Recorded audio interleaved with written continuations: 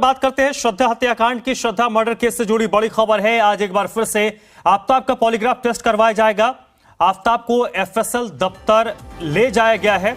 आफताब को FSL director के पास लेकर जाया गया है, जहां पर उसका पॉलीग्राफ टेस्ट होगा। रोहिणी में ये एफएसएल का लैब है, जहां पर पॉलीग्राफी टेस्ट आफताब का किया जाएगा और इस वक्त उसको लेकर जाया गया है रोहिणी के एफएसएल लैब। और जो जानकारी है उसके मुताबिक आफताब को डायरेक्टर के पास लेकर जाया गया, यानी डायरेक्टर जो एफएसएल के हैं उस पॉलीग्राफिक टेस्ट की टीम में शामिल रहेंगे।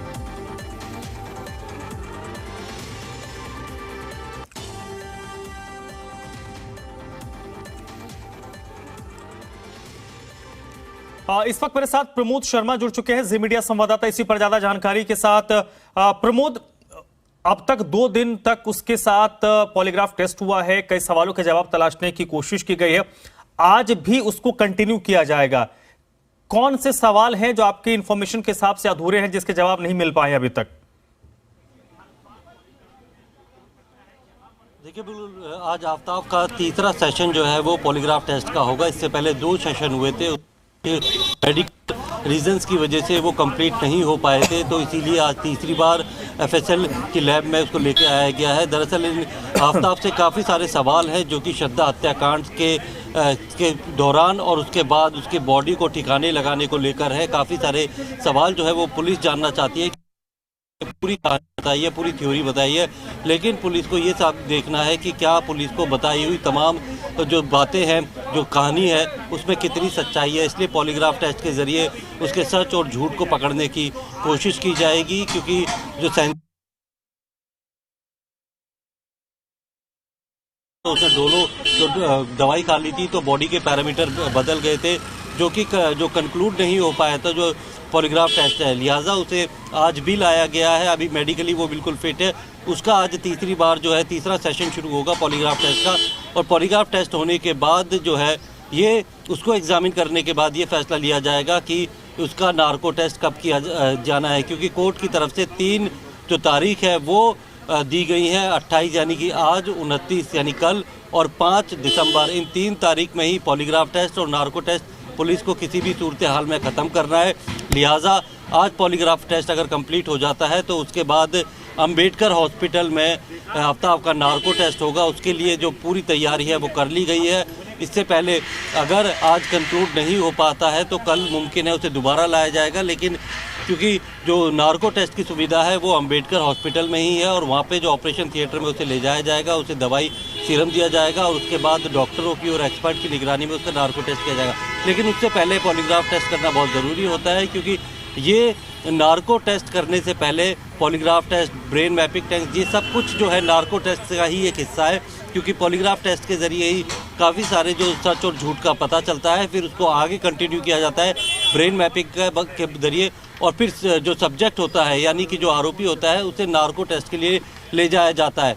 इस टेस्ट की जो है मतलब बिल्कुल भी ये कोर्ट में मान्य नहीं होता, एडमिसेबल नहीं है, लेकिन इस टेस्ट के ज़रिए जो है जो जांच अधिकारी है उसे एक नई दिशा मिल जाती है अपनी जांच को आगे बढ़ाने के लिए। इसलिए काफ़ी अहम ये जो है साइंटिफिक एविडेंस जो है एक तरह से माना जाता है। हालांकि इंडियन एविडेंस एक्ट में इसकी कोई जगह नहीं है, लेकिन जांच अधिकारी को ये पता चल जाता है कि अभी तक ये जो भी बता रहा है ये सच बता रहा है या झूठ बता रहा था, ये पुलिस को गुमराह करने की कोशिश कर रहा था। क्योंकि 6 महीने पुराने इस केस को सॉल्व करने के लिए की कहानी थी, उस कहानी पे पुलिस इसलिए यकीन नहीं कर रही है क्योंकि बहुत शातिर है और 6 महीने के दौरान उसे पता था वो एक दिन पकड़ा जाएगा, और पुलिस से बचने के लिए उसने तमाम तरह के जो है हथकंडे और तैयारी जो है वो कर रखी थी, क्योंकि काफ़ी ज़्यादा क्राइम और थ्रिलर मूवी देखने का ये शौकीन है। इसे पता पाने के लिए पुलिस कौन कौन से साइंटिफिक मेथड जो है वो अपना सकती है, और अगर उससे बचने के लिए आरोपी जो है क्या क्या चीज़ें कर सकता है। तो पुलिस इसकी कहानी पे भरोसा ना करके वो सारे सबूत जुटाने के लिए जो साइंटिफिक मेथड है वो करना चाहती है, और उन्हीं मेथड में से एक पॉलीग्राफ टेस्ट है।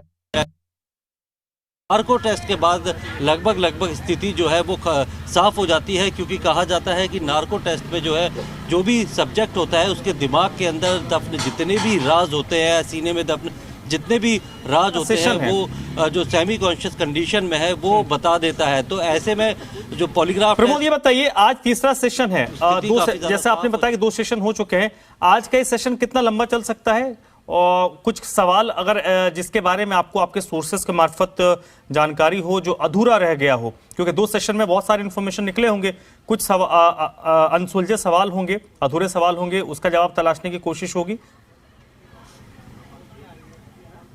देखिए, दरअसल पॉलीग्राफ टेस्ट करने का एक मकसद ये होता है कि जो उसने पुलिस को बताया होता है वही सवाल जो है वो पॉलीग्राफ टेस्ट में दोहराए जाते हैं। क्योंकि पुलिस को जब बताया जाता है बहुत ही कॉन्फिडेंस से अगर बताए तो पुलिस के पास उसे यकीन करने के अलावा कोई और चारा नहीं होता। पॉलीग्राफ में आता है तो उसकी अगर हार्ट बीट बढ़ती है, उसकी बॉडी में किसी तरीके का कोई बदलाव आता है तो एक्सपर्ट ये अनुमान लगा लेते हैं, मान लेते हैं कि जो सब्जेक्ट है वो झूठ बोल रहा है, यानी कि वो कुछ ऐसी चीज़ें हैं जो छुपा रहा है जिसकी वजह से इसकी पल्स रेट, इसकी हार्ट बीट जो है वो बढ़ गई है, बॉडी में बदलाव आए हैं।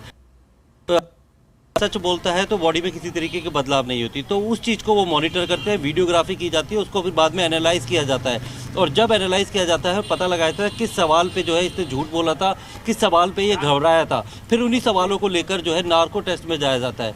क्योंकि पॉलीग्राफ टेस्ट में आदमी कोशिश करता है सामान्य की हार्ट बीट ना बढ़े और वो जवाब जो है वो झूठ भी दे दे, लेकिन नार्को टेस्ट में जब वो पहुंचता है तो उसके बाद उसका अपने ब्रेन पे पूरी तरीके से कंट्रोल नहीं होता, वो सिर्फ सेमी कॉन्शियस कंडीशन में होता है और उस वक्त से जो सवाल पूछे जाते हैं तो वो उसका जो सच जो होता है, जो उसके दिमाग में होता है, जो कि उसे पता है वो उगल देता है, तो उससे सच और झूठ का पता चल जाता है। ये क्योंकि एक सीरम दिया जाता है, दवाई दी जाती है, इंजेक्ट की जाती है, इसीलिए जो है सब्जेक्ट से ऐसे सवालों के जवाब जब निकलते हैं तो इसीलिए कोर्ट इसे जो है सबूत के तौर पे तो नहीं मानता, लेकिन हाँ कोर्ट ये ऑर्डर करता है, ये डायरेक्शन देता है कि इस टेस्ट के जरिए जांच अधिकारी को जांच करने ठीक है। में एक दिशा मिल जाएगी। प्रमोद, तो आप सच और झूठ को बिल्कुल नजर बनाए पहचानने में रखिएगा, लगातार आपके पास हम अपडेट के लिए आते रहेंगे। तीसरा सेशन आज आफ्ताब का होना है और इसके बाद कल और 5 दिसंबर की तारीख दी गई है कोर्ट की तरफ से जब उसका नार्को टेस्ट होगा। तो कहा माना ही जा रहा है कि 5 दिसंबर को उसका नार्को टेस्ट हो सकता है। बहुत बहुत शुक्रिया प्रमोद आपका।